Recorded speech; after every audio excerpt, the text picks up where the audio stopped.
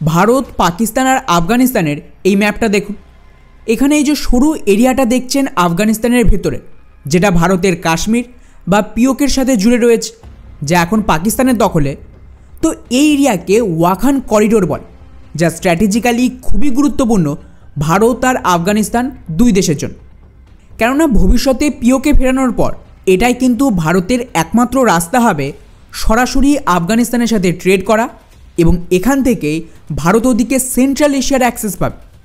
কারণ এই ওয়াখান করিডোরের ওপারেই রয়েছে তাজিকিস্তান।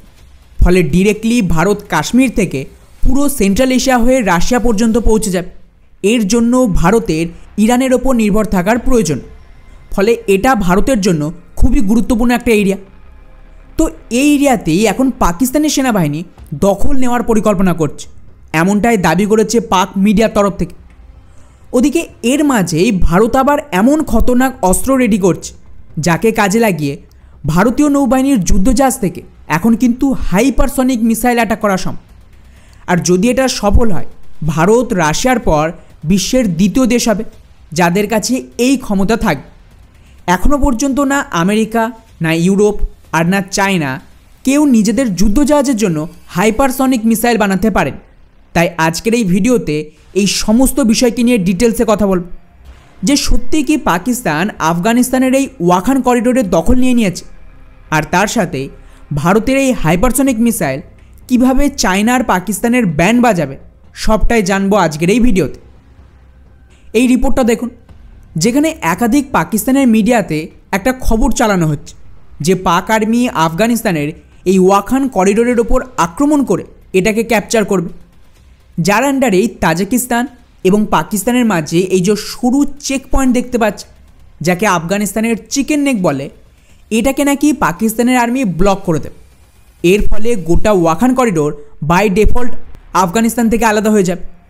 এতে কিন্তু আফগানিস্তানের মারাত্মক লস হবে, কেননা বিশ্বের দুই সবচেয়ে শক্তিশালী ইকোনমি ভারত আর চায়নার সাথে ডিরেক্টলি এই করিডোর দিয়েই আফগানিস্তান ভবিষ্যতে ট্রেড করবে। এছাড়া আর কোনো রাস্তা নেই যা চীন, ভারত আর আফগানিস্তানকে জুড়তে পারে সরাসরি। এখন এই স্ট্র্যাটেজিক্যালি গুরুত্বপূর্ণ ওয়াখান করিডোরে যদি পাকিস্তান দখল করে নেয়, তাহলে কিন্তু এটা না কেবল আফগানিস্তান বরং ভারতের জন্যও একটা বড় সমস্যা হবে, এবং ভবিষ্যতে পিওকে ফেরানোর সত্ত্বেও ভারত না আফগানিস্তান আর না সেন্ট্রাল এশিয়ার কোনো রকম অ্যাক্সেস পায়। এখন আপনারা বলতে পারেন যে ভাই, পাকিস্তান এখানে দখল নিতে কেন যাবে? ওয়েল, রিসেন্টলি দুই দেশের মধ্যে পরিস্থিতি মারাত্মক খারাপ হয়ে গেছে, আর দুই দেশ তো যুদ্ধের দোরগোড়ায় পৌঁছে গেছে। যেখানে আমি পরপর দুটো ভিডিও বানিয়েছি যে কিভাবে প্রথমে পাকিস্তানের বায়ুসেনা আফগানিস্তানের ভেতরে ঢুকে এয়ার স্ট্রাইক করে আসে আর 50 জনের বেশি বাচ্চা মহিলাদের মেরে দেয়। আর তারপর এর বদলা নিতে তালিবান কী করে, পাকিস্তানের সীমান্তে এমন পাল্টা হামলা চালিয়েছে যে 20 থেকে 30 জনের কাছাকাছি পাক সেনা অফিশিয়ালি মরেছে, আর আনঅফিশিয়ালি প্রচুর সেনা না কেবল মারা গেছে, বরং পাকিস্তানের সীমান্তে থাকা সমস্ত পোস্ট ছেড়েও সৈনিকরা পালিয়েছে। আর যা পরিস্থিতি, তাতে তালিবান এখন পাকিস্তানের যে খাইবার পাখতুন এরিয়া রয়েছে তাকে ক্যাপচার করতে চাইছে। স্পেশালি খাইবার পাখতুনের যে পপুলেশন, তারা হলো পাশতুন, যারা অলরেডি পাকিস্তান সেনার বিরুদ্ধে লড়ছে স্বাধীনতার জন্য। তাই এই কাজটা তালিবানের জন্য খুব একটা মুশকিল হবে না। ফলে স্বাভাবিকভাবেই এটা কিন্তু পাক সৈনিকদের জন্য ভয়ানক বেইজ্জতি। তাই গত দুদিন ধরে লাগাতার পাকিস্তানের মিডিয়াতে এই খবর চালানো হচ্ছে যে পাক সৈনিকরা আফগানিস্তানের এই যে ওয়াখান করিডোর রয়েছে সেখানে নাকি হামলার প্ল্যানিং করছে।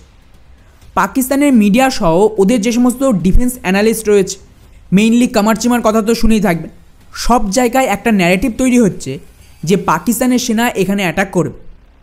যদিও শুরুর দিকে পাকিস্তানের ভেতরে ওদের যে আর্মি, তারা তো নিজেদের মুখ বাঁচাতে একটা ফেক নিউজ ছড়িয়েছিল যে অলরেডি নাকি পাকিস্তানের সেনা এই ওয়াখান করিডোরে ঢুকে পড়েছে, কিন্তু এটা সফল হয়নি।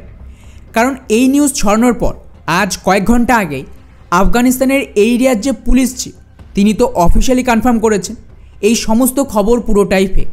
ওদের আর্মি আর পুলিশ মিলিতভাবে এই এরিয়ার কাজ করছে, এবং এখানে পাকিস্তানের ফোর্স না ঢুকেছে আর না ঢুকতে পারবে। উল্টে আফগানিস্তান এখন ডিরেক্টলি চীনের অ্যাম্বাসেডারের সাথে মিটিং করছে, যাতে এই ওয়াখান করিডোরের মাধ্যমে চীনের সাথে সরাসরি ট্রেড করতে পারে। অর্থাৎ এই মুহূর্তে চায়না, ভারত, আফগানিস্তান 3 দেশ অ্যালাইন রয়েছে যেই ওয়াখান করিডোর আমাদের জন্য গুরুত্বপূর্ণ। এখন যদি পাকিস্তান এখানে কিছু করার চেষ্টাও করে, সেটা পাকিস্তানের জন্য খুব একটা ভালো তো হবে না। উপরন্তু হাইপোথেটিক্যালি ধরে নিই যে পাকিস্তান অ্যাটাক করল, তাহলে এটাই পাকিস্তানের শেষ ভুল। এখানে দখলের মানেই হলো সরাসরি আফগানিস্তানের সাথে যুদ্ধ, আর তালিবান, টিটিপি, বালুচ মিলিতভাবে পাকিস্তানের যে কী অবস্থা করতে পারে আশা করি নতুন করে কিছু বলার নেই। তাই পাকিস্তানের সেনার এটা শুধুমাত্র ফাঁকা আওয়াজ, নিজেদের মুখ বাঁচাতে। এবারে আসি ভারতের হাইপারসনিক মিসাইলের কথা। তো রিসেন্টলি একটা খবর সামনে আসে যেখানে ভারতীয় নৌবাহিনী এক ঐতিহাসিক প্রজেক্টের ওপর কাজ করছে, যেখানে ভারতের যে সমস্ত যুদ্ধজাহাজ রয়েছে তাতে এই মুহূর্তে কেবলমাত্র সুপারসনিক ক্রুজ মিসাইল রয়েছে হামলার জন্য, যা গোটা বিশ্বে কেবলমাত্র ভারতের কাছেই রয়েছে এত বেশি স্পিডের সুপারসনিক ক্রুজ মিসাইল, যা না রাশিয়া আর না আমেরিকার নৌবাহিনীর যুদ্ধজাহাজে মজুদ রয়েছে। কিন্তু এর মাঝে ভারত আরও এক ধাপ এগিয়ে নিজেদের যুদ্ধজাহাজে এবারে হাইপারসনিক মিসাইল যুক্ত করতে চাইছে। অলরেডি আপনারা জানেন কিছুদিন আগে আমাদের একটা হাইপারসনিক মিসাইলের সফল টেস্ট হয়েছিল, যাকে কাজে লাগিয়ে ভারতীয় নৌবাহিনী এর একটা শিপ ভার্সন চাইছে। কেননা এমনিতেই যে হাইপারসনিক মিসাইল ভারত টেস্ট করছিল ওটা অ্যান্টিশিপ বা স্পেশালি বললে শত্রুর এয়ারক্রাফট ক্যারিয়ারকে ধ্বংস করার জন্য তৈরি। তো তারই একটা মডিফাইড ভার্সন তৈরি করা হবে, যেটা আমাদের যুদ্ধজাহাজ থেকে লঞ্চ হয়। এটা পুরো গেম চেঞ্জার হবে, কেননা আমাদের এই যে হাইপারসনিক মিসাইল যেটা টেস্ট হলো এটা গ্রাউন্ড বেস। তো এই মিসাইল আমাদের ল্যান্ড বর্ডারের আশেপাশেই অ্যাটাক করতে পারে। এর রেঞ্জও বলা হয়নি, বাট মোটামুটি ধরে নেওয়া হচ্ছে 1500 কিলোমিটারের বেশি রেঞ্জ তো হবে। কিন্তু যদি এই মিসাইল আমাদের যুদ্ধজাহাজে যুক্ত করা যায়, সেটা কিন্তু ভারতের সীমান্ত পেরিয়ে সাউথ চায়না সি হোক বা অন্য যে কোনো দেশের ওপর গিয়ে অ্যাটাক করতে পারবে আমাদের নৌবাহিনী। জাস্ট ইম্যাজিন করুন আমাদের এয়ারক্রাফট ক্যারিয়ারের ব্যাটেল গ্রুপে এই হাইপারসনিক মিসাইল থাকলে সেটা কতটা শক্তিশালী হবে। এই মুহূর্তে কেবলমাত্র রাশিয়ার গোর্স্কভ ফ্রিগেটের কাছে এই ক্ষমতা রয়েছে হাইপারসনিক মিসাইল হামলা, যেটা 2020 সালে টেস্ট হয়েছিল। আর এই মুহূর্তে যে ভিডিও ফুটেজটা দেখছেন সেটা ওই টেস্টে। এবারে ভাবুন যে ভারতও কিন্তু এই লিস্টে সামিল হতে পারে, যেখানে আমাদের নৌবাহিনীর কাছে বিশ্বের সবচেয়ে দ্রুতগতির সুপারসনিক ক্রুজ মিসাইল ব্রহ্মোস এবং তার সাথে ম্যাক 8-এর গতিতে ছুটতে পারে এমন হাইপারসনিক মিসাইলের কম্বিনেশন। একে টক্কর দেওয়ার মতন ক্ষমতা এখনও কোনো দেশের কাছে নেই আপাতত। আর শুধু তাই নয়, আমাদের ভবিষ্যৎ সাবমেরিনেও ভার্টিক্যাল লঞ্চিং সিস্টেম দেওয়া হচ্ছে, যাতে 2036 সালের আশেপাশে আমাদের সাবমেরিন থেকেও হাইপারসনিক মিসাইল অ্যাটাক করা সম্ভব। ফলে ওভারঅল ভারতীয় নৌবাহিনী মারাত্মক গতিতে নিজেদেরকে শক্তিশালী করছে, আর যেভাবে ওরা স্বদেশি টেকনোলজি কাজে লাগিয়ে পুরো স্ট্রং হচ্ছে তা অকল্পনীয়।